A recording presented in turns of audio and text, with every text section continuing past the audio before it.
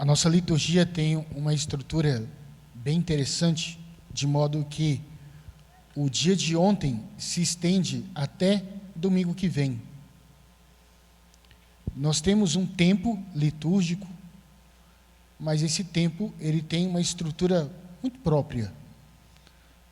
Naquilo que se refere à nossa celebração, à nossa vida celebrativa, nós trabalhamos nesse aspecto. Não se trata do tempo que nós temos de dia após dia. Nós temos uma métrica muito própria. O dia de ontem, ele se estende até domingo que vem. A gente chama isso de oitava da Páscoa. Mas tudo isso é porque Cristo ressuscitou. A primeira leitura marca muito esta nossa fé. E aqui o apóstolo diz assim, deixa eu dizer com franqueza, nós não temos o túmulo de Jesus. Ontem nós tivemos uma palavra muito interessante, que João, um discípulo da contemplação, ele olhou o túmulo vazio e acreditou.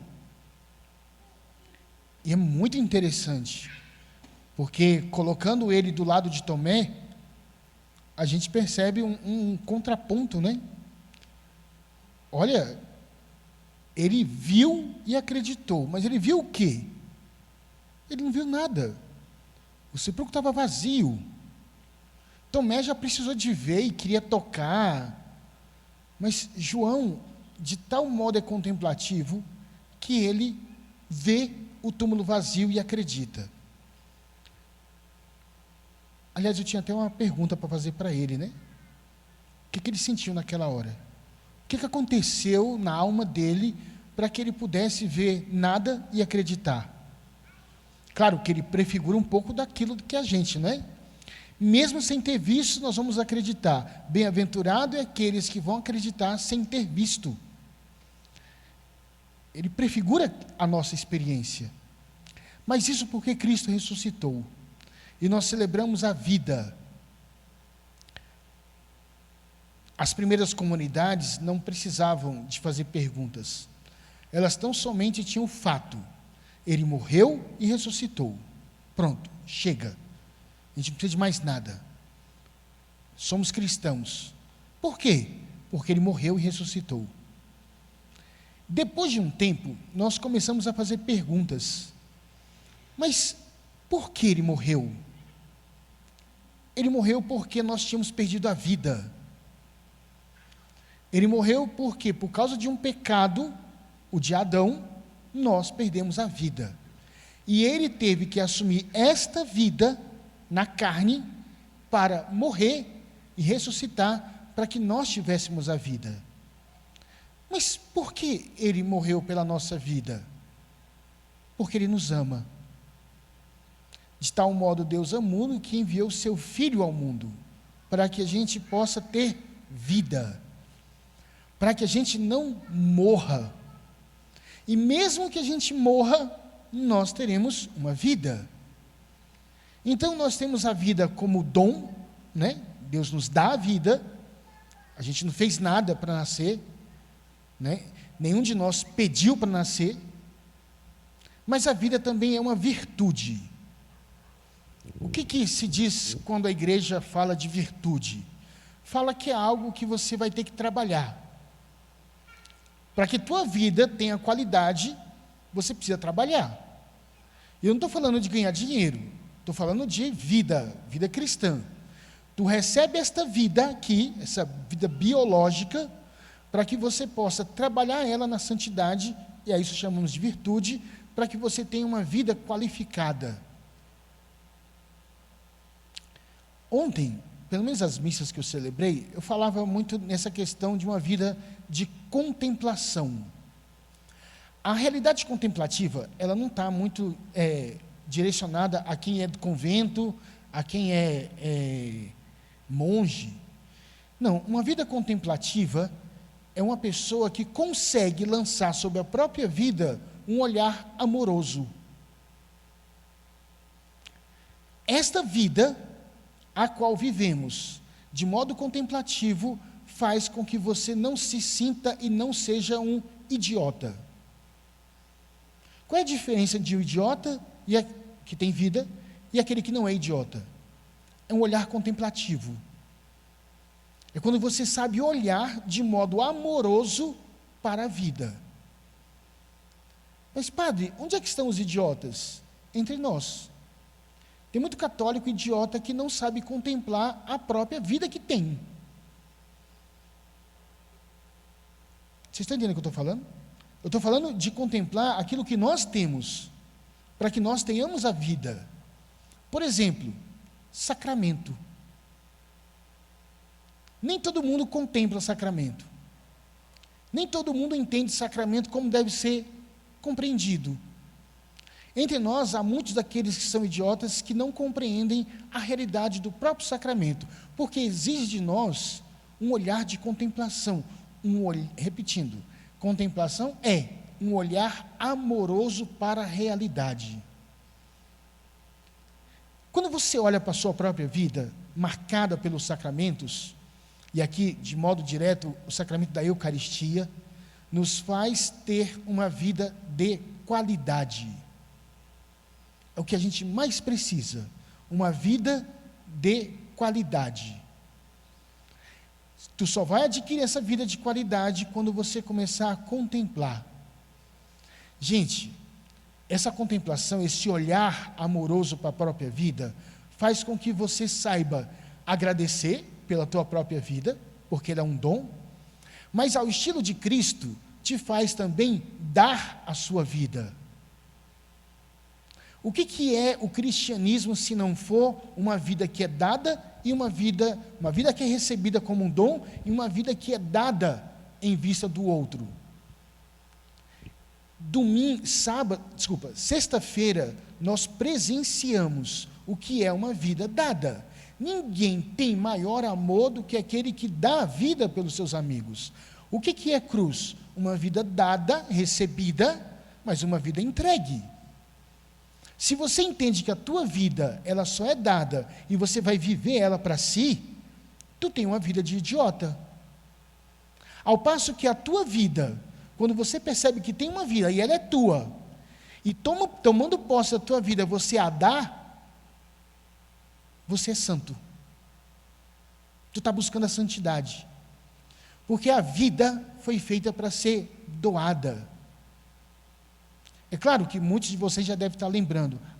Então faz sentido, porque quem busca reter a sua vida, quem busca ganhar a própria vida, vai perdê-la.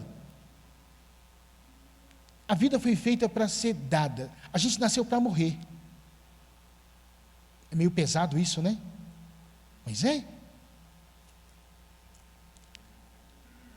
Se vocês forem olhar o ícone do nascimento de Cristo, o momento do nascimento da vida de Cristo, tem um fato interessante, porque, segundo o relato de Lucas, Nossa Senhora, quando o menino nasce, ela envolve ele em faixas.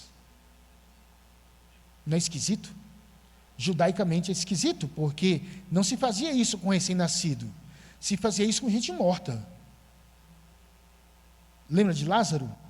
Lázaro, quando ressuscitou, ele estava cheio de faixas. Por quê? Ele morreu, então envolve ele em faixas. Como é que Nossa Senhora, se não fosse Jesus, seria macabro.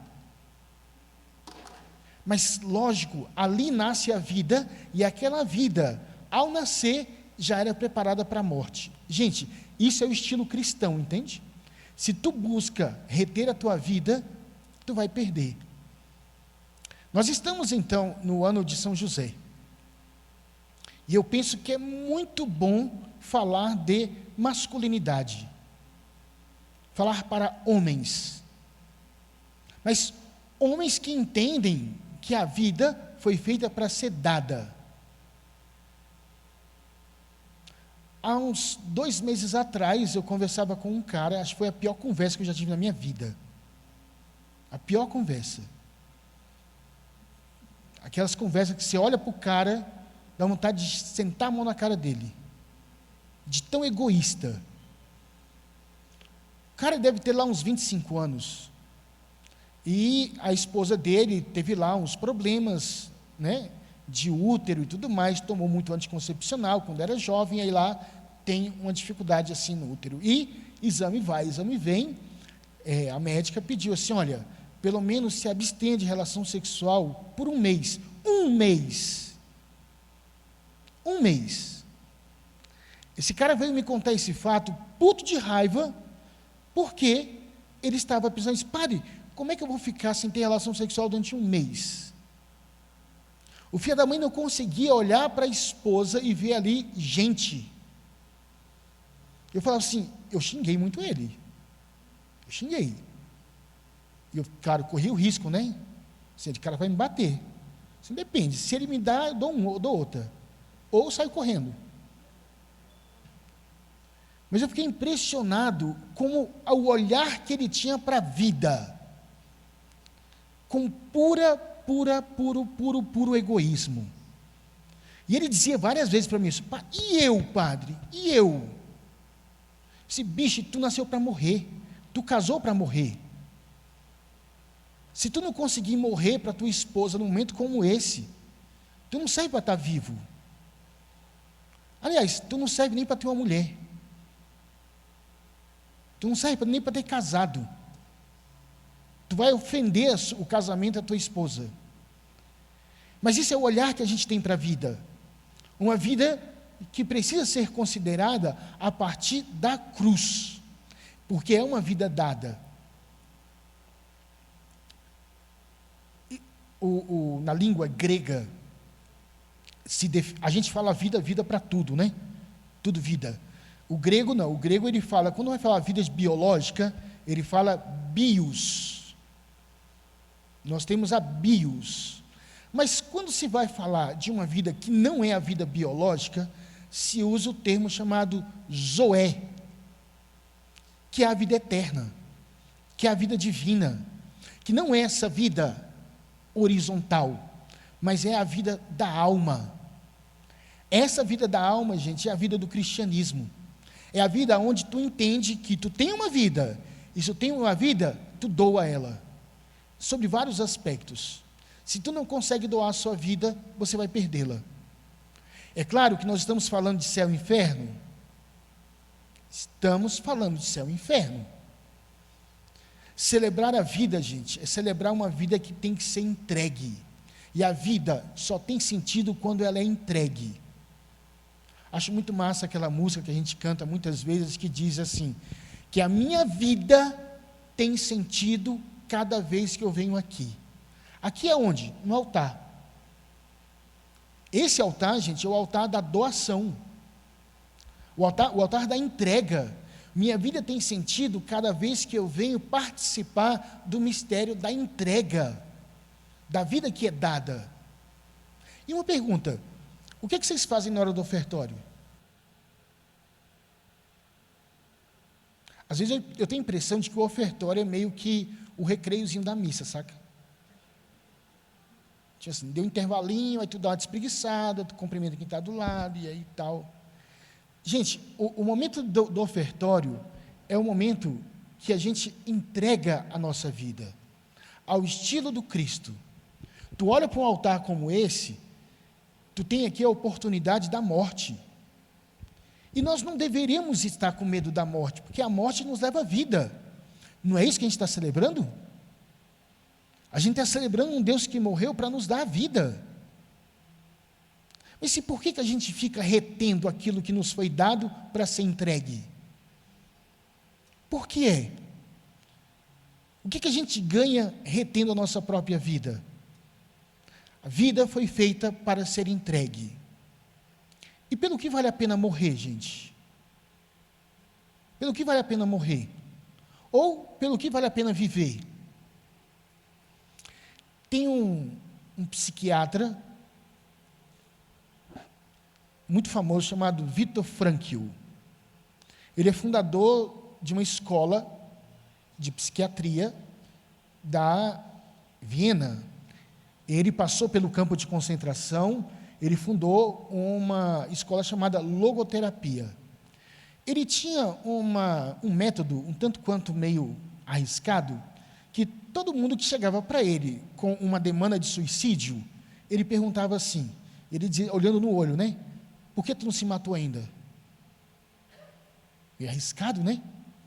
E a pessoa falava assim, eu não me matei por causa dos meus filhos. Perfeito, é isso que vai fazer você viver. Eu não me matei até hoje porque eu tenho algum projeto. Perfeito, é isso que vai fazer você viver. Eu tinha medo de fazer isso.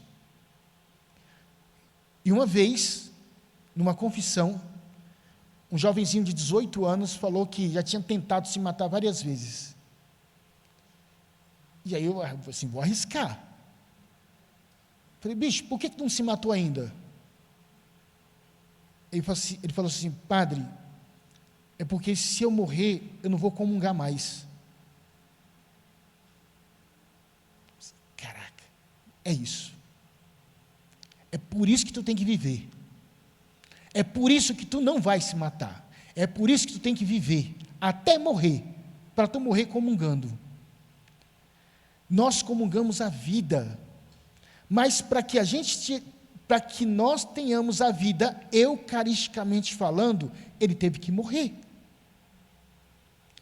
Lembra lá da espiritualidade do grão de trigo? O grão de trigo, ele precisa morrer, porque se ele não morrer, ele fica só um grão de trigo. Mas se ele morre, gera eucaristia, gera vida. Gente, pelo que vale a pena viver? E pelo que vale a pena morrer? Se a gente fizesse essa pergunta pelos apóstolos, hein? Se a gente chegar para João e falar assim, João, pelo que vale a pena viver? Pelo que vale a pena morrer? Pergunta para vocês. Pelo que vale a pena? Assim, eu acho que a questão do vale a pena tem que ser uma reflexão muito sincera entre nós. Vale a pena viver para quê? Claro, se a gente responde pelo que vale a pena viver, a gente já se insere a próxima, pelo que vale a pena morrer? Gente, eu não estou falando só da morte, da morte matada, ou da morte morrida, mas da morte das próprias vontades, porque essa é a morte que a gente é chamado, essa é a morte que nós somos chamados a viver, morrer pelo outro. E, gente, isso é pequena coisa. Agora, se tu não aprende a morrer, também tu não aprende a viver. Se tu aprende a morrer a cada dia, para as tuas vontades, se tu aprende a morrer constantemente para que um outro tenha vida, tu tem a vida.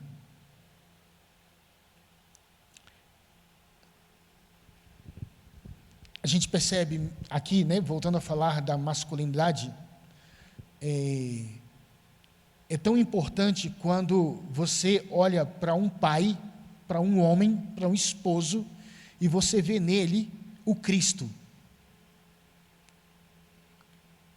O esposo foi feito para dar a vida. Sabe aquela passagem que as mulheres não gostam muito, lá da carta de São Paulo aos Efésios? Que primeiro fala que a vida, ela tem que ser submissa. Mas os dois, né? A premissa inicial lá diz assim, sede submissos uns aos outros. Aí depois começa falando, a mulher, seja submissa ao marido. Marido, dê a sua vida pela esposa. O que você prefere? Ser submisso ou dar vida?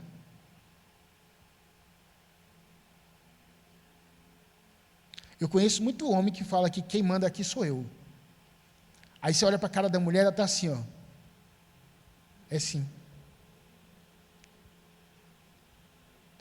Mas ele manda dando a vida. Como é que um homem, como é que um esposo, um pai de família manda dentro de casa? Dando a vida. Assim, desse jeito assim. Desse jeito. é igual que a gente vê nas nossas casas? Foda, né? É aqui que nós deveríamos entender o que é uma vida dada, recebida de Deus, e uma vida entregue. Eu recebi a vida como dom, e devo dar a minha vida em favor de muitos.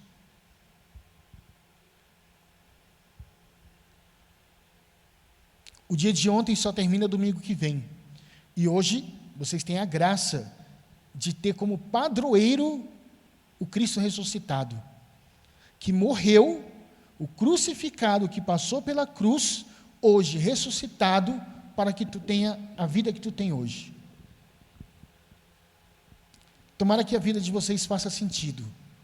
Tomara que a vida de vocês seja realmente uma vida recebida, mas uma vida entregue. Se vocês entenderam o que eu falei, eu fiz aqui toda uma apologia contra o egoísmo, porque é isso que nos destrói. Se existe um mal hoje que nos tira a vida aos poucos, é o egoísmo, a incapacidade de dar a própria vida para o outro. Peçamos ao Senhor da vida, nosso Senhor Jesus Cristo ressuscitado, que nos dê a graça constantemente de aprender a morrer. Aquele que aprende a morrer, aprende também a ter uma vida de qualidade. Louvado seja nosso Senhor Jesus Cristo. Para sempre seja louvado.